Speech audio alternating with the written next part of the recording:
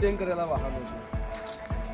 Detain કરેલા કે તમારી જોડે લાઇસન્સ ના હોય, ગાડીની આરસી બુક ના હોય. હું મસુ મોહમ્મદ કહીશ, દારે રકમ પબ્લિક સ્કૂલ હિંમતનગરથી આવ્યો છું. અમે બધા બાળકોને લઈને અહીંયા પોલીસ સ્ટેશન, હિંમતનગર ગ્રામ્ય પોલીસ સ્ટેશન પાનપુર પાસે આવેલા છે, જેની અંદર અમે બાળકોને પોલીસ સ્ટેશનની વિઝિટ કરાવી, કારણ કે અમને પોલીસ સ્ટેશનના અલગ અલગ પાર્ટો વિશે, અલગ અલગ ભાગો વિશે થોડું સમજ પડે.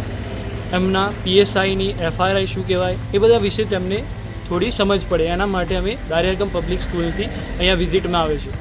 અહીંયા આવ્યા પછી પોલીસ સ્ટેશનના સ્ટાફે અમને ખૂબ જ સપોર્ટ કર્યો એક્સપ્લેનેશનમાં. એમાં ખાસ કરીને એક એકાઉન્ટન્ટ સાહેબ હતા, એમને બહુ સારું એવું અમને એક્સપ્લેન કરીને સમજાવેલું હતું. તો બધાને અમારી તરફથી આભાર છે કે તેમણે અમારે સાથે સપોર્ટ કર્યો. Thank you. Hello, good afternoon. Myself Mohammad Zakaria Bohra. I just came in here Himmatnagar ग्राम्य पुलिस स्टेशन. आज हम बच्चों को हमारे दारे रकम पब्लिक स्कूल से विज़िट कराने के लिए यहाँ पर आए हैं पुलिस स्टेशन में, जो हिम्मतनगर का ग्राम्य पुलिस स्टेशन कहलाता है.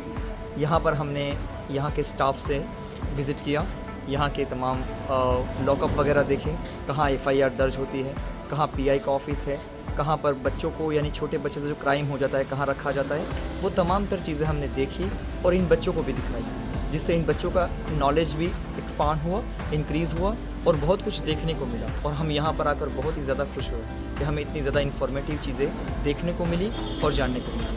Thank you so much.